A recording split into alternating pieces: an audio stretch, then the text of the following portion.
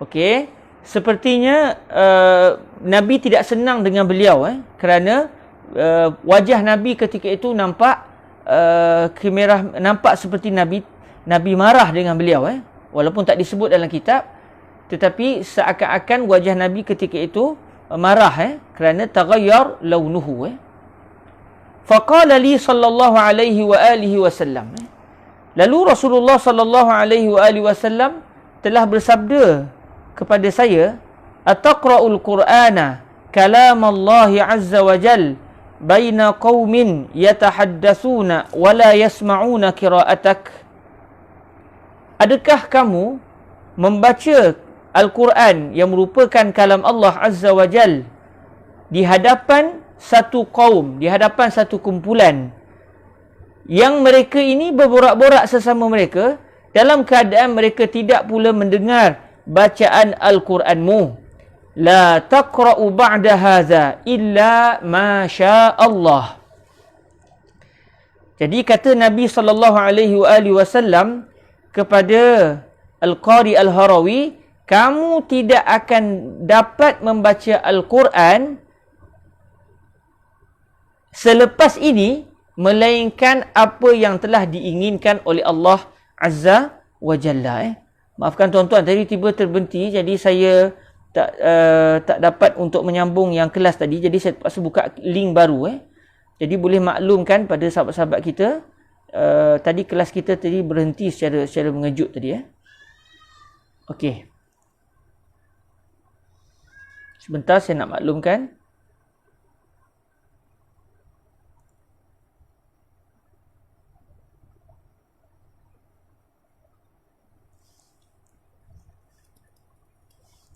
Sebentar ya.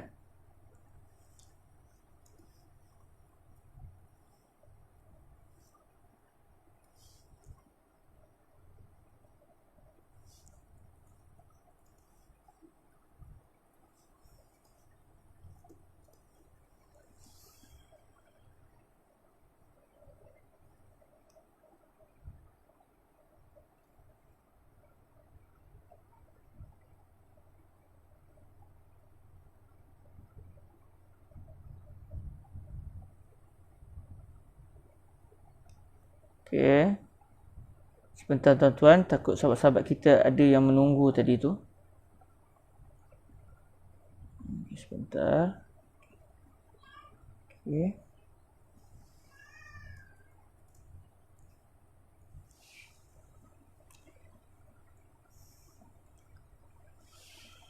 Okey.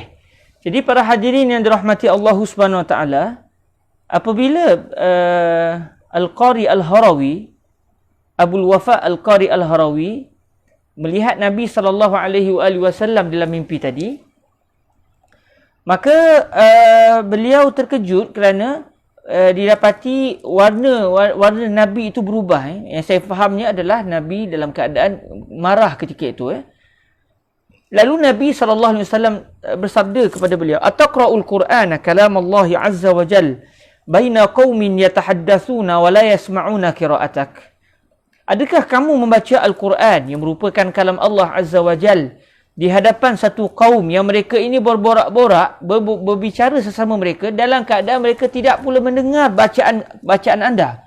La taqra'u, kamu tidak akan dapat membaca ba'da hadza, selepas daripada ini, melainkan apa yang telah diinginkan oleh Allah Azza wa Jal. Maksudnya Nabi kata, hukuman kamu oleh kerana kamu membaca Al-Quran, kamu bacakan Al-Quran di hadapan orang yang tidak mahu mendengar bacaan Al-Quran, hukuman kamu adalah kamu tidak akan dapat membaca selepas ini melainkan apa yang telah diizinkan Allah. Maksudnya selagi Allah tak izinkan, selagi itu kamu tidak akan dapat untuk membaca Al-Quranul Karim. Jadi kalau kita lihat para hadirin dirahmati Allah, apa yang dilakukan oleh Al-Qari Al-Harawi yang terus-terus membaca Al-Quran kepada kaum yang tidak mahu mendengar bacaan Al-Quran tadi, ia tidaklah merupakan satu perbuatan yang haram. Tidaklah sampai ke tahap haram. Namun saya teringat apa yang disebutkan oleh guru saya, Fadilatul Syekh Yusri bin Rushdi Al-Hasani. Beliau pernah menyatakan kepada kami bahawa kadang-kadang Allah Subhanahu Wa Taala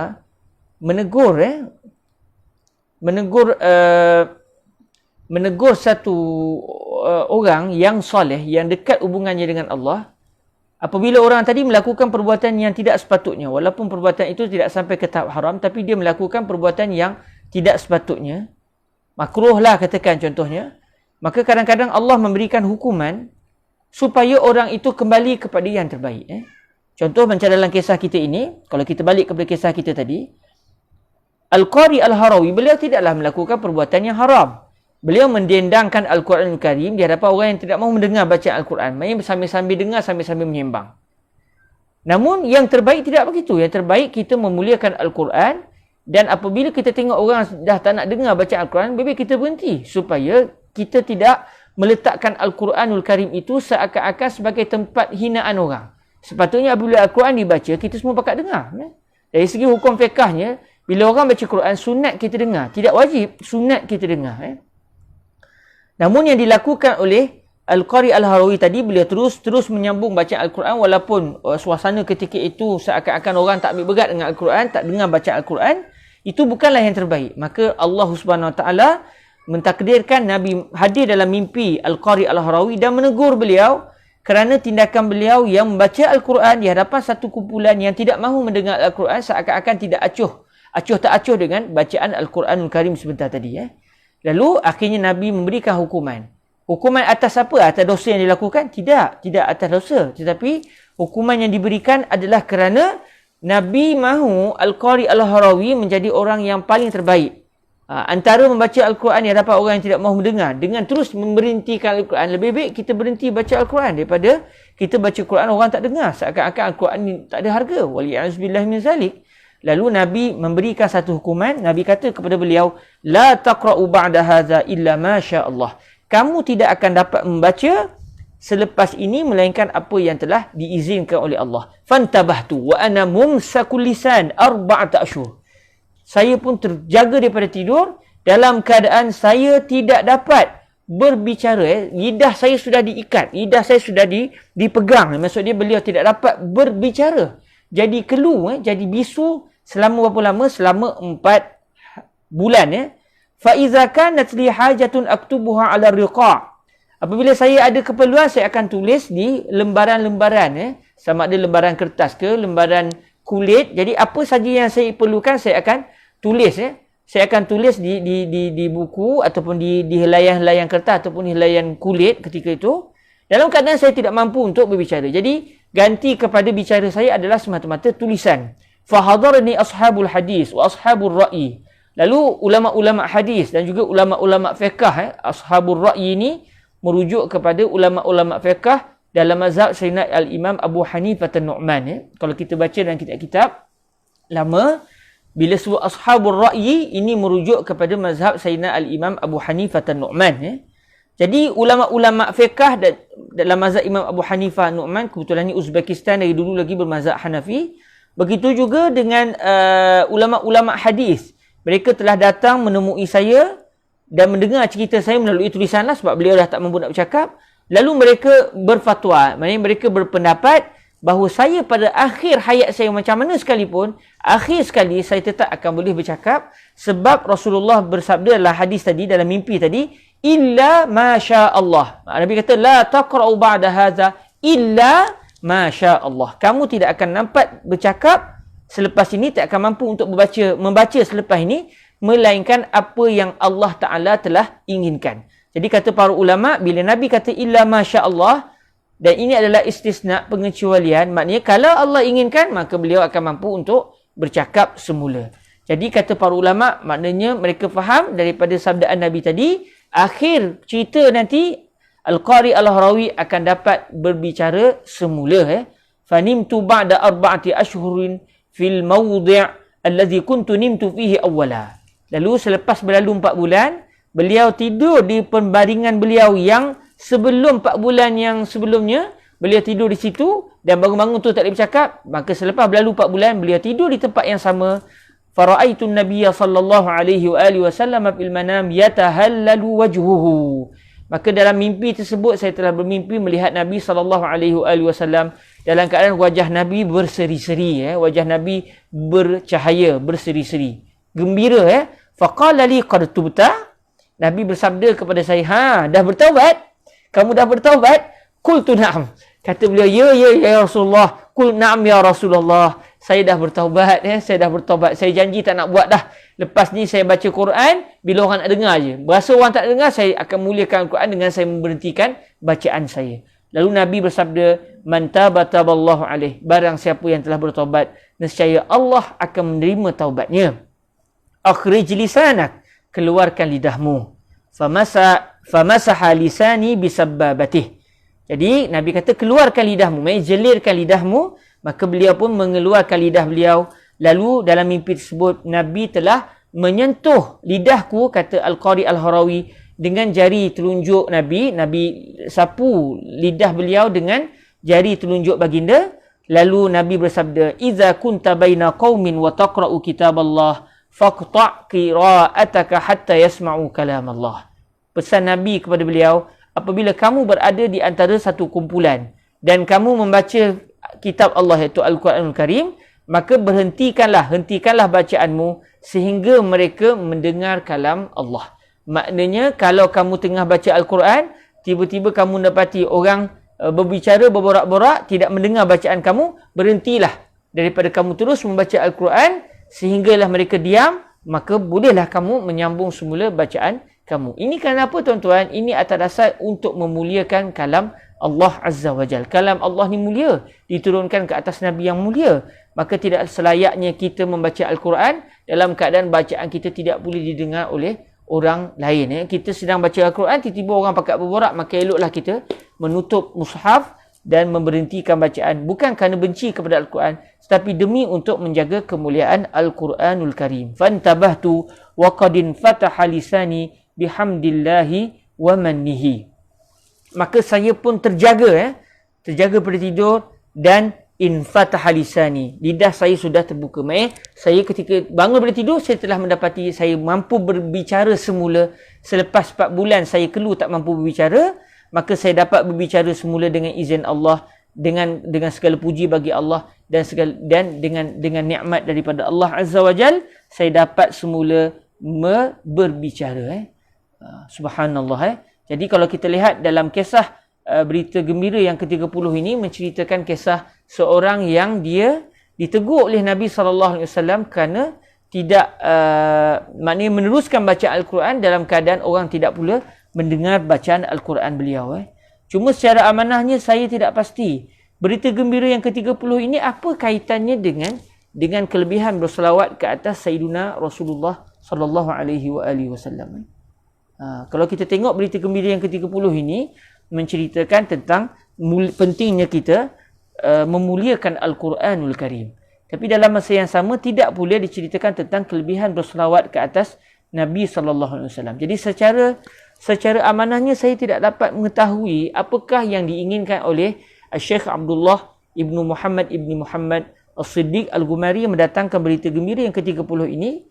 Yang tak berita gembira ke-30 sepatutnya yang kita faham menceritakan tentang kelebihan orang yang berselawat ke atas Sayyidina Rasulullah sallallahu alaihi wasallam, melainkan kalau kita memahaminya seakan-akan Syekh Abdullah Al-Ghumari setelah menceritakan kisah-kisah gembira, hadis-hadis yang pelbagai, lalu naiklah minat kita untuk mengadakan majlis berselawat ke atas Nabi sallallahu alaihi wasallam. Mungkin jadi setelah beliau mendatangkan pelbagai hadis menceritakan kelebihan berselawat, cerita pula berita-berita gembira kelebihan orang berselawat, mungkin akhirnya kita pun rasa tak boleh jadi ni.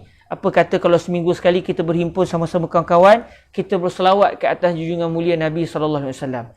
Jadi mungkin beliau ingin memberikan isyarat kepada kita. Kalau kamu mengadakan majlis mengingati Nabi, berselawat ke atas Nabi, kalau kamu sudah melihat orang sudah seakan-akan tidak lagi berselawat bersungguh-sungguh, orang dah berborak pula, maka berhentilah kamu daripada berselawat. Macam contoh kita sedang berqasidah, kita sedang memuji Nabi, tiba-tiba kita tengok orang yang dengar qasidah kita tu tak dengar, tak hayati, sebaliknya berborak-borak.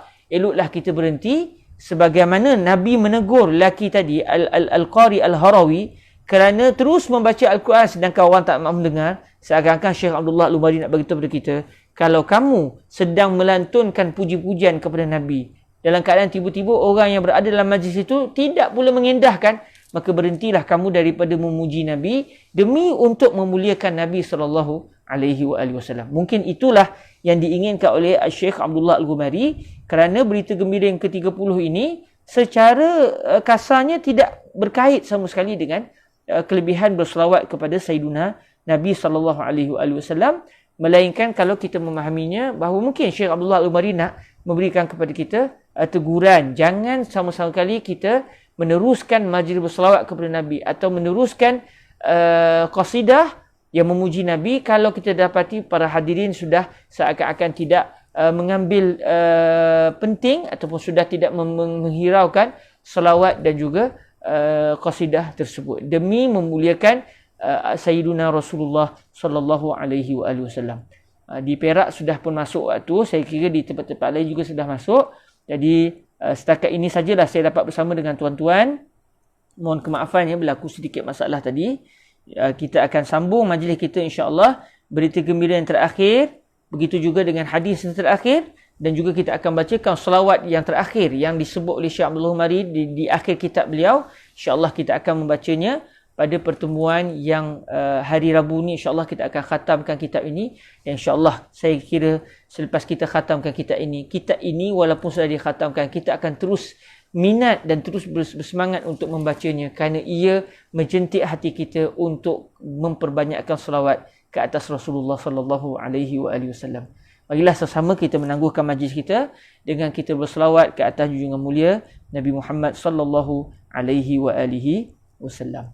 اللهم صل أفضل صلاة على أسعد مخلوقاتك سيدنا محمد وعلى آله وصحبه وسلم عدد معلوماتك ومداد كلماتك كلما ذكرك الذاكرون وغفل عن ذكره الغافلون. اللهم صل أفضل صلاة على أسعد مخلوقاتك سيدنا محمد وعلى آله وصحبه وسلم عدد معلوماتك ومداد كلماتك كلما ذكرك الذاكرون وغفل عن ذكره الغافلون.